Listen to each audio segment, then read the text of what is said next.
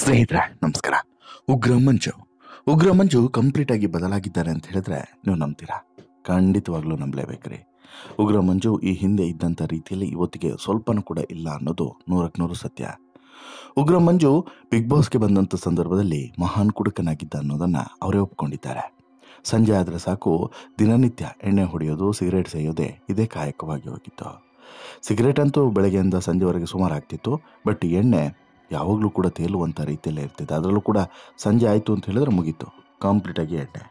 ಹೀಗಾಗಿ ಅವರ ಮನೆಯವ್ರಿಗೂ ಕೂಡ ತುಂಬ ತಲೆಕೆಟ್ಟು ಹೋಗಿತ್ತು, ಸ್ನೇಹಿತರಿಗೂ ಕೂಡ ತಲೆಕೆಟ್ಟು ಹೋಗಿತ್ತು, ಆತ್ಮೀಯರಿಗೂ ಕೂಡ ತಲೆಕೆಟ್ಟು ಹೋಗಿತ್ತು. ಏನಪ್ಪ ಇವನು ಹಿಂಗೆ ಬದುಕನ್ನು ಹಾಳು ಮಾಡ್ಕೊಳ್ತಿದ್ದಾನೆ ಅಂತೇಳ್ಬಿಟ್ಟು. ಮತ್ತೊಂದು ಕಡೆ ಉಗ್ರ ಮಂಜಿಗೆ ವಯಸ್ಸು ಕೂಡ ದಾಟ್ತಾ ಇದೆ, ಇನ್ನೂ ಕೂಡ ಮದುವೆನೂ ಆಗಿಲ್ಲಲ್ಲ ಅನ್ನೋದು ಮತ್ತೊಂದು ಕಡೆ. ಕನ್ನಡದ ಬಹುತೇಕ ಸಿನಿಮಾಗಳಲ್ಲಿ ವಿಲನ್ ಆಗಿ, ಖಳನಾಯಕನಾಗಿ ಪ್ರಖ್ಯಾತಿಯನ್ನು ಪಡೆದಿದ್ದಂಥ ಉಗ್ರ ಮಂಜು ಬದುಕಿನಲ್ಲೂ ಕೂಡ ಸಾಕಷ್ಟು ಸವಾಲುಗಳನ್ನು ಎದುರಿಸ್ತಿದ್ದಾರೆ ಅನ್ನೋದು ಬಹುಶಃ ಸಾಕಷ್ಟು ಜನರಿಗೆ ಗೊತ್ತಿರಲಿಕ್ಕಿಲ್ಲ. ಉಗ್ರಂ ಸಿನಿಮಾ 2014ರಲ್ಲಿ ತೆರೆಗೊಂಡಂತಹ ಪ್ರಶಾಂತ್ ನೀಲ್ ನಿರ್ದೇಶನದ ಮುರಳಿ ನಟಿಸಿದಂಥ ಉಗ್ರಂ ಸಿನಿಮಾದ ಮೂಲಕ ನೆಗೆಟಿವ್ ರೋಲ್ನಲ್ಲಿ ಕಾಣಿಸಿಕೊಂಡಿದ್ದಂಥ ಉಗ್ರ ಮಂಜು ಅವತ್ತಿನಿಂದ ಇವತ್ತಿನವರೆಗೂ ಕೂಡ ಅದೇ ರೀತಿ ಕರೆಸ್ಕೊಳ್ಳೋದ್ರಲ್ಲಿ, ಜನಪ್ರಿಯತೆಯನ್ನು ಗಿಟ್ಟಿಸಿಕೊಳ್ಳೋದ್ರಲ್ಲಿ ಯಶಸ್ವಿಯಾಗಿದ್ದಾರೆ. ಉಗ್ರ ಮಂಜು ಮೂಲತಃ ಕೋಲಾದವರು.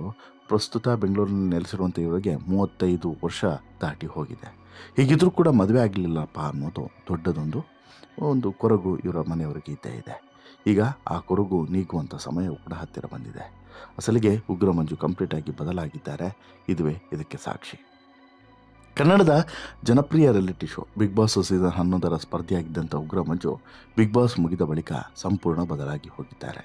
ಬಿಗ್ ಬಾಸ್ ಮನೆಗೆ ಹೋಗುವಂಥ ಮುನ್ನ ಉಗ್ರ ಮಂಜು ಹೊರಕ್ಕೆ ಬಂದ ಬಳಿಕ ಮ್ಯಾಕ್ಸ್ ಮಂಜು ಆಗಿ ಬದಲಾಗಿದ್ದಾರೆ. ಮಂಜು ಅವರ ಹಾವ ಭಾವ ನಡವಳಿಕೆ ಎಲ್ಲವೂ ಕೂಡ ಇವತ್ತಿಗೆ ಬದಲಾಗಿದೆ. ಬಿಗ್ ಬಾಸ್ ಮನೆಯಲ್ಲಿ ಉಗ್ರವಾಗಿ ಎಲ್ಲರ ಮುಂದೆಯೂ ಕೂಡ ಆರ್ಭಟಿಸ್ತಿದ್ದಂಥ ಮಂಜು ಈಗ ಸಿಕ್ಕಾಪಟ್ಟೆ ಸೈಲೆಂಟ್ ಆದಂತೆ ಕಾಣಿಸ್ತಿದ್ದಾರೆ. ಇದೆಲ್ಲದಕ್ಕಿಂತ ಮುಖ್ಯವಾಗಿ ತಮಗೆ ಅಚ್ಚುಮೆಚ್ಚಾಗಿದ್ದಂಥ ವಸ್ತುವನ್ನೇ ಮಂಜು ತ್ಯಜಿಸಿದ್ದಾರಂತೆ. ಹೌದು, ಬಿಗ್ ಬಾಸ್ ಮನೆಯಿಂದ ಹೊರಗಡೆ ಬಂದ ಬಳಿಕ ಉಗ್ರ ಮಂಜು ಮಾಂಸಾಹಾರವನ್ನು ಮತ್ತು ಮದ್ಯಪಾನವನ್ನು ಎರಡನ್ನೂ ಕೂಡ ಬಿಟ್ಟಿದ್ದಾರಂತೆ. ಈ ಬಗ್ಗೆ ಮಂಜು ಅವರೇ ಹೇಳಿಕೊಂಡಿದ್ದಾರೆ. ಅದಕ್ಕೆ ಕಾರಣವನ್ನು ಕೂಡ ಹಂಚಿಕೊಂಡಿದ್ದಾರೆ. ಕಳೆದ 2 ದಿನಗಳ ಹಿಂದೆ ಬಿಗ್ ಬಾಸ್ ಸೀಸನ್ 11ರ ಸ್ಪರ್ಧಿ ರಜತ್ ಕಿಶನ್ ಅವರ ಪತ್ನಿ ಅಕ್ಷಿತಾ ಬುಜ್ಜಿ ಅವರ ಹುಟ್ಟುಹಬ್ಬವನ್ನು ಅದ್ದೂರಿಯಾಗಿ ನಡೆಸಿದರು. ಈ ಸೆಲೆಬ್ರೇಷನಲ್ಲಿ ಬಿಗ್ ಬಾಸ್ ಸೀಸನ್ 11ರ ಬಹುತೇಕ ಎಲ್ಲ ಸ್ಪರ್ಧಿಗಳು ಭಾಗವಹಿಸಿದರು. ಅಕ್ಷಿತಾ ಹುಟ್ಟುಹಬ್ಬದಲ್ಲಿ ಉಗ್ರ ಮಂಜು ಕೂಡ ಭಾಗಿಯಾಗಿದ್ದರು. ಈ ವೇಳೆ ಊಟ ಮಾಡುವಂಥ ಸಂದರ್ಭದಲ್ಲಿ ತಾವು ಮದ್ಯಪಾನ ಬಿಟ್ಟಿರುವಂಥ ವಿಚಾರವನ್ನು ಮಂಜು ಬಹಿರಂಗಪಡಿಸಿದ್ದಾರೆ.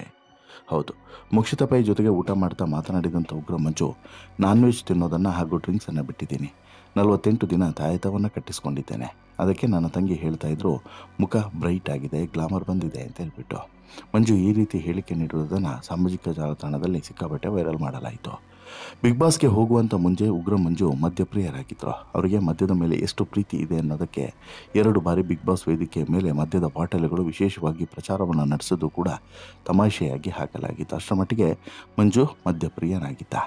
ಇದೀಗ ಮಂಜು ಮದ್ಯ ಮತ್ತು ನಾನ್ ವೆಜ್ ಅನ್ನು ಬಿಟ್ಟಿರೋದು ಇಂಟ್ರೆಸ್ಟಿಂಗ್ ವಿಚಾರವಾಗಿದ್ದು, ಗೆಳತಿ ಗೌತಮಿ ಅಣತಿಯಂತೆ ನಡೆದುಕೊಳ್ಳುತ್ತಿದ್ದಾರಾ ಅನ್ನೋದು ಅಭಿಮಾನಿಗಳು ಪ್ರಶ್ನೆಯನ್ನು ಹಾಕ್ತಾ ಇದ್ದಾರೆ.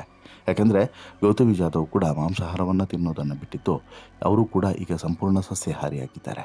ಅದೇನೇ ಇದ್ರೂ ಕೂಡ ಬಿಗ್ ಬಾಸ್ ಮನೆಗೆ ಹೋದ ಬಳಿಕ ಉಗ್ರ ಮಂಜು ಈ ರೀತಿಯಾದಂಥ ಒಂದು ಖುಷಿ ಸುದ್ದಿಯನ್ನು, ಮಾಂಸಾಹಾರ ಮತ್ತು ಮದ್ಯಪಾನವನ್ನು ಬಿಟ್ಟಿರೋದು ಅಭಿಮಾನಿಗಳಿಗೆ ಸಹಜವಾಗಿ ಖುಷಿಯಾಗಿದೆ. ಮಂಜಣ್ಣ, ಹೀಗೆ ನಿಮ್ಮ ಆರೋಗ್ಯವನ್ನು ಚೆನ್ನಾಗಿ ಕಾಪಾಡಿಕೊಳ್ಳಿ ಅಂತಲೂ ಕೂಡ ಕಮೆಂಟನ್ನು ಮಾಡ್ತಿದ್ದಾರೆ. ಮತ್ತು ಆದಷ್ಟು ಬೇಗ ಮದುವೆಯನ್ನು ಕೂಡ ಆಗಿ ಅಂತಲೂ ಕೂಡ ಹೇಳ್ತಿದ್ದಾರೆ. ಯಾಕಂತ ಹೇಳಿದ್ರೆ ಮಂಜು ಈ ಹಂತಕ್ಕೆ ಬಂದಿರೋದು ಅಷ್ಟು ಈಸಿಯಾಗಿಲ್ಲ. ಹೈಸ್ಕೂಲ್ನಲ್ಲಿ ರಾಜ್ಯ ಮಟ್ಟದ ಕಬಡ್ಡಿ ಮತ್ತು ಖೋ ಪ್ಲೇಯರ್ ಆಗಿದ್ದಂಥ ಉಗ್ರಂ ಬಾಲ್ಯದಲ್ಲಿಯೇ ಯೋಧನಾಗುವಂಥ ಕನಸನ್ನು ಕಂಡಿದ್ರು. ಆರ್ಮಿ ಆಫೀಸರ್ ಆಗಿ ದೇಶ ಸೇವೆಯನ್ನು ಮಾಡಬೇಕು ಅಂತೇಳಿ ಅಂದ್ಕೊಂಡಿದ್ರು. ಇದಕ್ಕಾಗಿ NCCಯನ್ನು ಸೇರಿದಂಥ ಇವರು ದೈಹಿಕ ಮತ್ತು ಬೌದ್ಧಿಕ ಸಾಮರ್ಥ್ಯಗಳನ್ನು ಮೈಗೂಡಿಸಿಕೊಂಡಿದ್ರು. ಯೋಧನಾಗುವಂಥ ಸಲುವಾಗಿ ಬೆಂಗಳೂರಿನ ಜಯನಗರದ ನ್ಯಾಷನಲ್ ಕಾಲೇಜನ್ನು ಸೇರಿಸ್ತಾರೆ. ಜೊತೆಗೆ ಈ ಕಾಲೇಜಿನಲ್ಲಿ 3 ಅಥ್ಲೆಟಿಕ್ ಚಾಂಪಿಯನ್ ಕೂಡ ಆಗಿದ್ದರು. ಉಗ್ರ ಮಂಜು ಅವರ ಈ ಕಳರಿಯ ಪಟ್ಟು ಬಹುಶಃ ಅತ್ಯಂತ ವಿಶೇಷ ಅಂತಲೇ ಹೇಳ್ಬೋದು. ನ್ಯಾಷನಲ್ ಕಾಲೇಜಿಂದ ನಡೆದಂಥ NCC ವಿಶೇಷ ಕ್ಯಾಂಪ್ನಲ್ಲಿ ಯೋಧರ ಮನೆ ಸಮೀಕ್ಷೆ ನಡೆಸುವಂಥ ಅವಕಾಶ ಇವರಿಗೆ ಲಭಿಸಿತ್ತು. ಮಡಿಕೇರಿಯ ವೀರ ಯೋಧರನ್ನು ಮಂಜು ಭೇಟಿ ಮಾಡಿದರು. NCCಯಲ್ಲಿ ಶಿಸ್ತುಬದ್ಧ ಜೀವನವನ್ನು ಅನುಸರಿಸಿದಂಥ ಮಂಜು ಉತ್ತಮ ಅಭ್ಯರ್ಥಿಯಾಗಿ ಗುರುತಿಸಿಕೊಂಡಿದ್ದರು. BSFಗೆ ಸೇರಬಹುದು ಪರೀಕ್ಷೆಯನ್ನು ಬರೆದು ಉತ್ತೀರ್ಣರಾಗಿದ್ದರು ಕೂಡ. ದೇಹದಾಡಿ ಅರ್ಹತೆಯಲ್ಲೂ ಕೂಡ ಪಾಸಾಗಿದ್ದರು. ದೇಶ ಸೇವೆಯಲ್ಲಿ ಪ್ರಾಣಕ್ಕೆ ಹಾನಿಯಾದರೆ ತಾವೇ ಹೊಣೆ ಅಂತ ಹೇಳ್ಬಿಟ್ಟು ಪ್ರಮಾಣೀಕರಿಸುವಂಥ ಅರ್ಜಿಗೂ ಕೂಡ ಮಂಜು ತಂದೆ ಸಹಿ ಹಾಕಬೇಕಾಗಿತ್ತು. ಆದರೆ ಇದಕ್ಕೆ ಸಹಿ ಹಾಕೋದಕ್ಕೆ ಮಂಜು ತಂದೆ ಒಪ್ಪದ ಕಾರಣ ಆ ಕನಸು ನನಸಾಗಲಿಲ್ಲ. ಅಷ್ಟೇ, ಅಲ್ಲಿಗೆ ಇದು ಅಲ್ಲಿಗೆ ನಿಲ್ತು. ಅಲ್ಲಿಂದ ಇವರು ಬಂದಿದ್ದು ರಂಗಭೂಮಿಗೆ. ದೇಶ ಸೇವೆಯನ್ನು ಮಾಡುವಂಥ ಕನಸು ನನಸಾಗದಂಥ ಕಾರಣ ಉಗ್ರ ಮಂಜು ಓದಿನಲ್ಲಿ ಆಸಕ್ತಿಯನ್ನು ಕಳೆದುಕೊಳ್ತಾರೆ. 2ನೇ ವರ್ಷದ ಪದವಿ ಮಾಡ್ತಾ ಇದ್ದಾಗ ರಂಗಭೂಮಿಯತ್ತ ಒಲವನ್ನು ಬೆಳೆಸಿಕೊಳ್ತಾರೆ. ಆನಂತರ ನಾಟಕಗಳಲ್ಲಿ, ಸಿನಿಮಾಗಳಲ್ಲಿ ತಮ್ಮನ್ನು ತಾವು ತೊಡಗಿಸಿಕೊಳ್ತಾರೆ. ತಮ್ಮ ಖಡಕ್ ನೋಟ, ಮಾತಿನಿಂದನೇ ಗಮನ ಸೆಳೆಯುವಂಥ ಮಂಜು ಸಂತೋಷ್ ರೈಟ್ ಫಾರ್ವರ್ಡ್, ಕಿರಿಕ್ ಪಾರ್ಟಿ, ಮಾಸ್ ಲೀಡರ್, ಅಂಬಿನಿಂಗ್ ವಯಸ್ಸಾಯಿತು, ಭರಾಟೆ, ದೂರದರ್ಶನ, ಬುದ್ಧಿವಂತ 2, ರಾಣಿ, ಮ್ಯಾಕ್ಸ್ ಸೇರಿದಂತೆ ಉಗ್ರಂ ಸಿನಿಮಾಗಳಲ್ಲಿ ನಟಿಸಿದ್ದಾರೆ.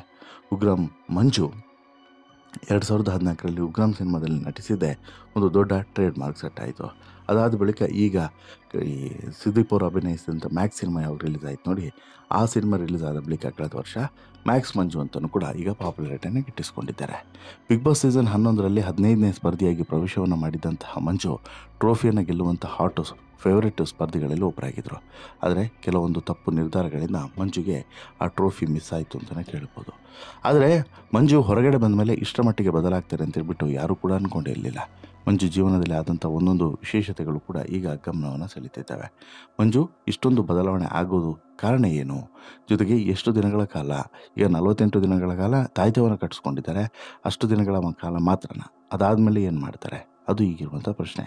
48 ದಿನಗಳ ಬಳಿಕ ಮತ್ತೆ ಅಷ್ಟೇ ಎಣ್ಣೆ, ಅಷ್ಟೇ ಮಾಂಸ ಇವುಗಳನ್ನು ಹೊಡೆಯೋದಕ್ಕೆ ಶುರು ಮಾಡಿದ್ರೆ ಬಹುಶಃ ಮಂಜು ಜೀವನ ಮತ್ತೆ ಡೋಲಾಯಮಾನ ಆಗೋದ್ರಲ್ಲಿ ಡೌಟ್ ಇಲ್ಲ. ಬಟ್ ಒಂದು ವೇಳೆ ಅಲರ್ಟ್ ಆಗಿ ಬೇಡ ಸಹವಾಸ, ಎಷ್ಟು ಬೇಕಷ್ಟೇ ಇರಲಿ ಅನ್ನುವಂಥ ನಿರ್ಧಾರಕ್ಕೆ ಬಂದರೆ ಮಂಜು ಅವರ ಬದುಕು ಕೂಡ ಬದಲಾಗೋದ್ರಲ್ಲಿ ಆಶ್ಚರ್ಯ ಇಲ್ಲ. ಅದರ ಜೊತೆಗೆ ಮಂಜುಗೆ ಈಗ ಹುಡುಗಿಯನ್ನು ನೋಡುವಂತಹ ಕೆಲಸವೂ ಕೂಡ ನಡೀತಿದೆ. ಯಾರಾದರೂ ಸುಂದರವಾದಂಥ ಹುಡುಗಿ ಸಿಕ್ಕರೆ ಮತ್ತು ಮಂಜುಗೆ ಸೂಟ್ ಆಗುವಂತಹ ಹುಡುಗಿ ಸಿಕ್ಕರೆ ಪತ್ನಿಯಾಗಿ ಆಕೆ ಈ ಮಂಜು ಅವರ ಬಾಳನ್ನು ಬದಲಾಯಿಸಬೇಕಾಗಿದೆ. ಏನಾಗುತ್ತೆ? ಮಂಜು ಅವರ ಮದುವೆ ಶೀಘ್ರದಲ್ಲೇ ಆಗುತ್ತಾ? ಮಂಜುಗೆ ಸಿಗುವಂಥ ಹುಡುಗಿ ಹೇಗಿರ್ತಾಳೆ? ಇದು ಈಗ ಸದ್ಯಕ್ಕಿರುವಂಥ ಕುತೂಹಲ.